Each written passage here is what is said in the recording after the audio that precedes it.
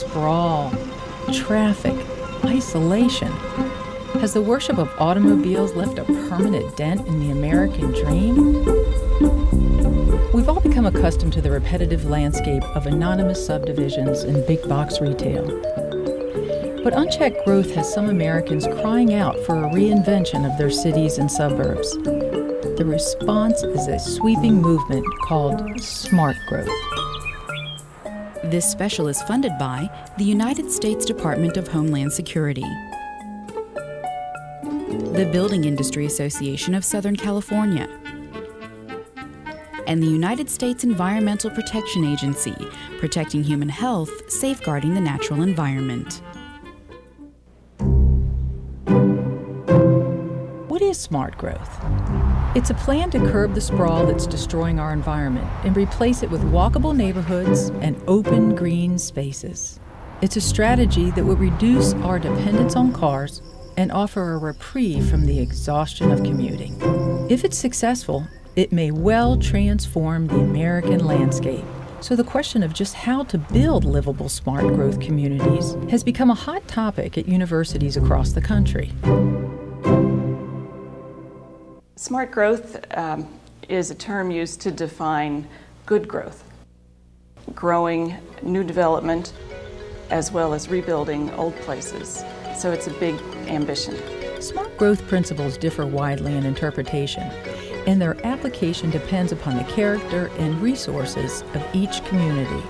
But its basic framework calls for promoting pedestrian traffic and mass transit, preserving open space and protecting the environment,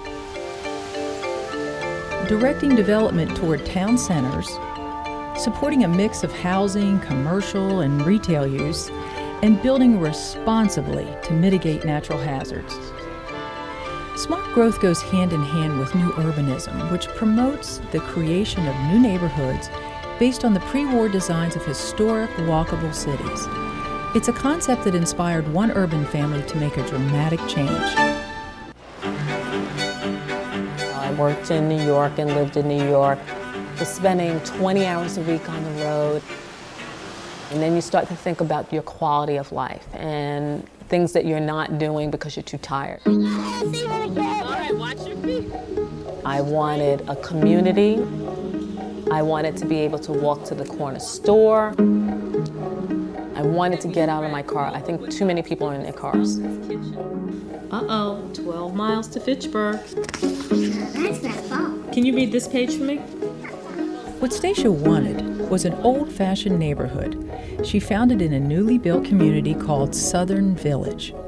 I'm not a conformist. You know, if the welcome wagon rolls up and says to me, okay, on Mondays, Wednesdays, and Fridays, this is what we do in Southern Village, I would be like, whoa. Yeah. Can I have one? Yep, you can have one. I was a little nervous that it might be too planned, and that is not the feeling that I get in Southern Village at all. Part of it has to do with its architecture. The main thing to look at is garages set back away from the street, so you have a streetscape, not a garage-scape. They have porches on the front, and the porch serves as a transition from public space to private space.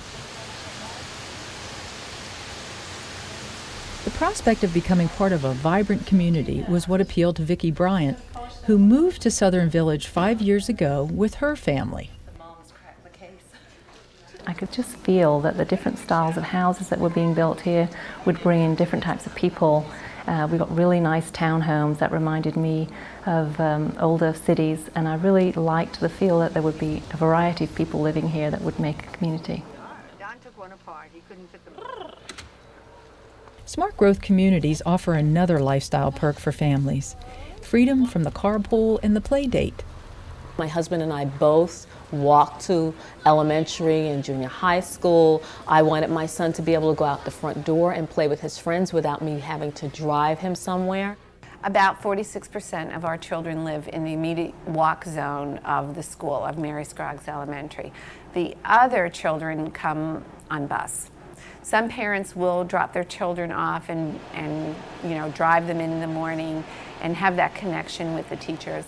We have lots of families who come in the morning, who bike to school, scooter to school, jog to school, skateboard to school, rollerblade to school. Smart growth is about choices, designing for people, not for cars. If someone has to get in a car to go anywhere, that's not smart growth. Getting in the car to go everywhere is a staple of American life. But it wasn't always so. In the post-war boom of the 50s, Americans developed a car-crazed culture that completely shifted its orientation to the automobile.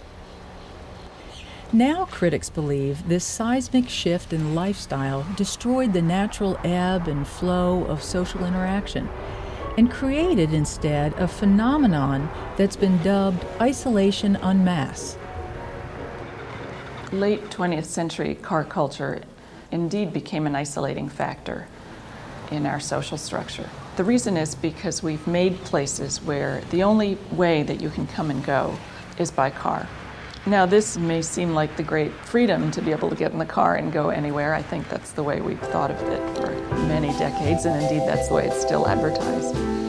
But for children and for elderly people, the people who don't drive, there's a certain amount of liberty which is constrained, freedom of mobility.